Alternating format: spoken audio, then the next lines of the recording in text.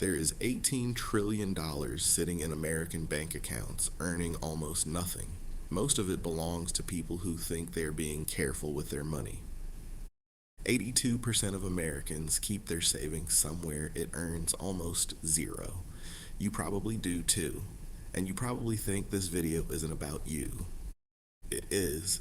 The numbers don't care what you think.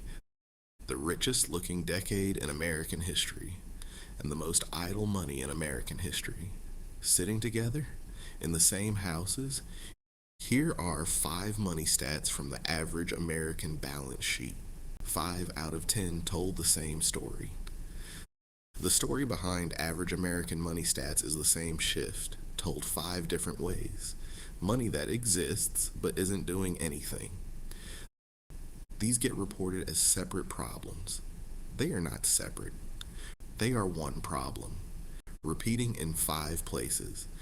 The shift is that average Americans hold trillions of dollars in positions that earn nothing, or lose value to inflation, or commit your income before you have earned it. The viewer feels careful. The math says otherwise.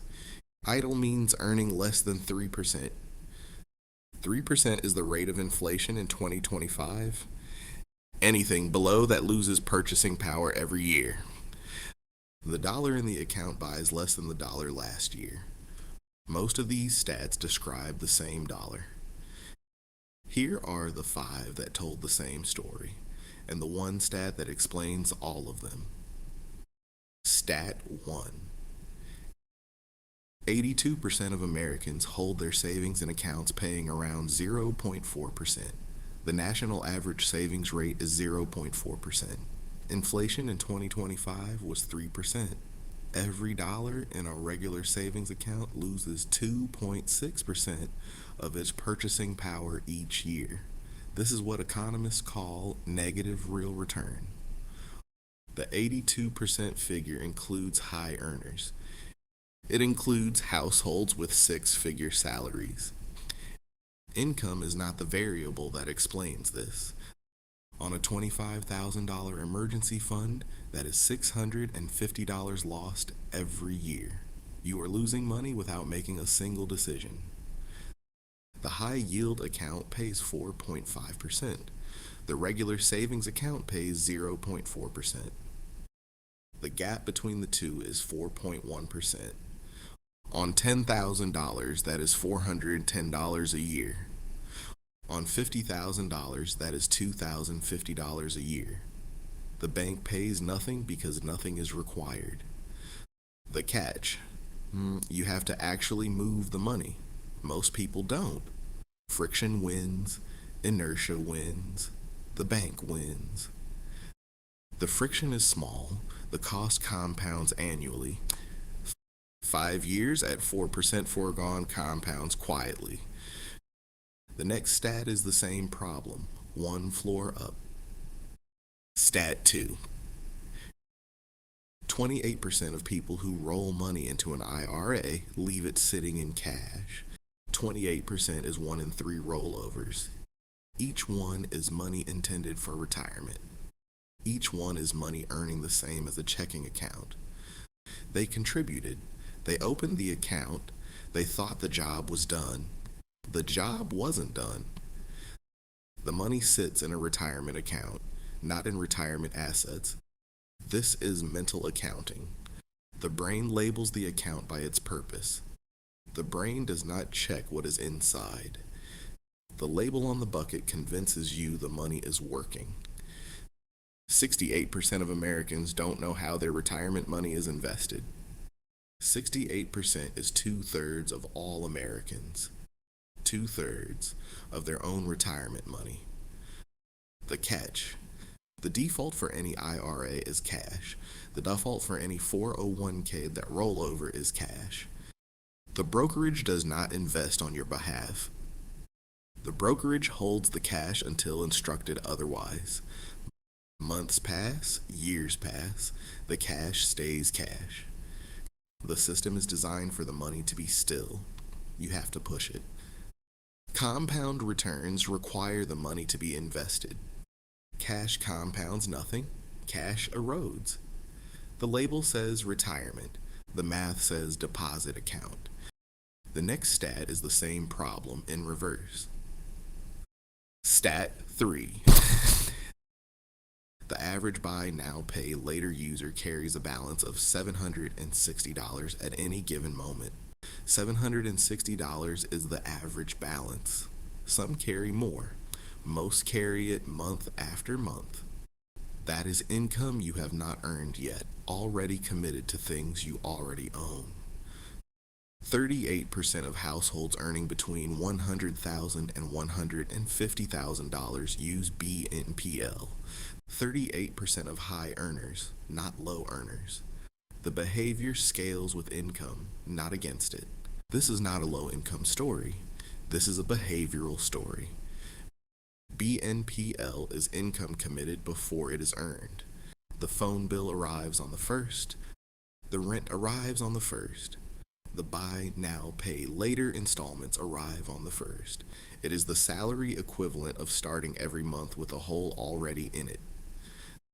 The catch. The pain of paying gets pushed into the future. The thing arrives now. The retailer collects in full. The buyer pays over time. The fee structure rewards the company holding the loan. The brain treats this as free. The bank statement does not. The next stat is what you don't have at all. Stat 4. 60% of Americans cannot cover a $1,000 emergency expense. 60% is more than half. It is most. It includes households earning more than the median. A burst pipe, a vet bill, a car repair, a flight home. A quarter of those people would put it on a credit card. 25% is 1 in 4 people. The card balance compounds at 22% per year. Now the burst pipe is the burst pipe plus 22% APR. One emergency becomes a debt that compounds against you for years. 1,000 becomes 2,700 over 5 years. The original emergency cost $1,000. The financing cost $1,750 more. The catch. The buffer is not a luxury. It is the difference between a setback and a spiral. The buffer prevents the second cost. Nothing else does. The 5th stat is the one that explains all 4 of the others. Stat 5. 2 investors, both earn $100,000 a year. Same job, same income, same starting line. Investor A saves 10% of income at a 1% return. Investor B saves 5% at a 10% return. One bets on the rate, the other bets on the rate of saving. One has 10 times the return. The other has twice the savings rate. The race is to $100,000 in net worth. Investor A, the one with the low return, gets there in 9.6 years. 9.6 years of disciplined saving at 1%. Investor B, the one with 10 times the return, gets there in 11.7 years. 11.7 years of high returns on a low base. The high return ran on too little capital to matter. The investor with the worst return wins by 2 years. Returns multiply what you have saved. If you have saved little, there is little to multiply.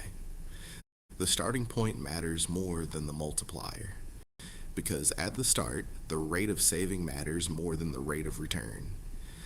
Returns become the variable that matters later, much later. At the start, the savings rate carries the entire weight. This is the shift the other 4 stats all refuse to make. The 0.4% account, the cash sitting in the IRA, the BNPL balance, the empty buffer. All 4 the same refusal. Move the money, or watch it sit. Open your bank app tonight, read the APY line, count what it pays you. That number is the story this whole video was about. The honest verdict. None of these are moral failures. They are defaults the system designed. The 0.4% account is the default in most banks. The cash position is the default in most brokerage rollovers. The installment plan is the default checkout option. These are not accidents, these are design defaults. The bank wins when you don't move the money. The card company wins when you commit it early. The shift is the same one every time. Make the money move. The shift is small. It is one phone call. It is one transfer. It is one form. It is choosing the option that was not selected for you. Most people will not make the shift this year. The ones who do compound away from the ones who don't. Which of these 5 is your stat, and which one are you fixing first? One shift changes everything.